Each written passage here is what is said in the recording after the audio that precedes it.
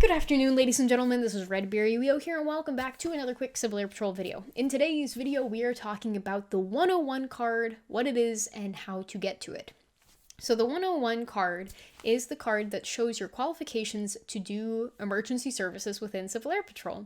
So if you have your general emergency services complete, or if you have your UDF or urban direction finding, ground team leader, anything, it's going to be on your 101 card. It also shows if you are a trainee or if you're an evaluator. If it has no expiration, then it has a nice infinity symbol next to it, like the ICS, the Incident Command courses.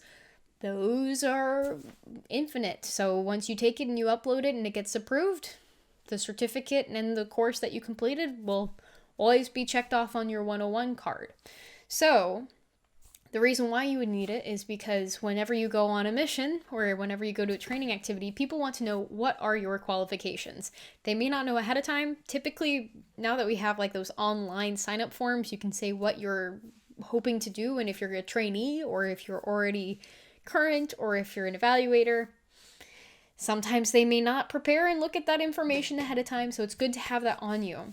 They're really supposed to check to make sure that you are current, because if you are not current, then you need to be supervised by someone who is current and who is an evaluator who can actually evaluate and then maybe even recertify you.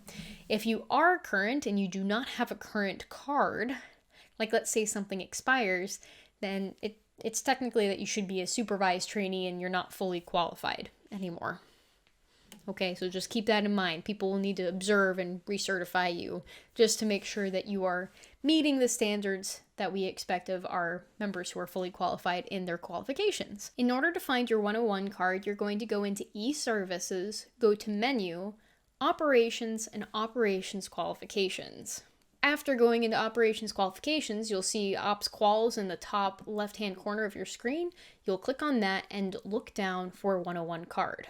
Within there, you'll be able to find a nice search bar. You'll be able to type in your CAP ID, and after you type in your CAP ID, bingo bango, it will show your 101 card. On the left side of the screen, it will show, like if you have a picture, it'll show your face, and your CAP ID, it'll have your information on there. And then if you have any qualifications, it'll show on that right side of that smaller card. And then towards the middle of your screen, it will show what all the abbreviations stand for. Like CUL. Someone may not know what CUL is. Communication Unit Leader. So you'll be able to see what each of those things mean if you're not quite sure, and just make sure that you're up to date with all of your information when you go out into the field. So make sure you print that before you do any search and rescue /ES related activities, please, because then they can make sure that you're on the right page and you're ready to go. So this is an important tool for you because if you're not quite sure, like what qualifications do I have? I don't even remember what they're called. The 101 card just summarizes. It's like your little resume for ES. And I found it to be very useful because you can see like, oh, this is where I'm an evaluator. This is where I'm just certified. This is where I'm a trainee. This expires and this does not expire. And it'll actually have the dates for when your certifications will need to be recertified. So make sure you keep an eye out for those dates too, because there are specific tasks that you have to do to maintain your qualifications. So if you have any questions about the 101 card, please let me know in the comments down below. Thank you guys so much for watching, and that is all, folks. Until next time, toodles.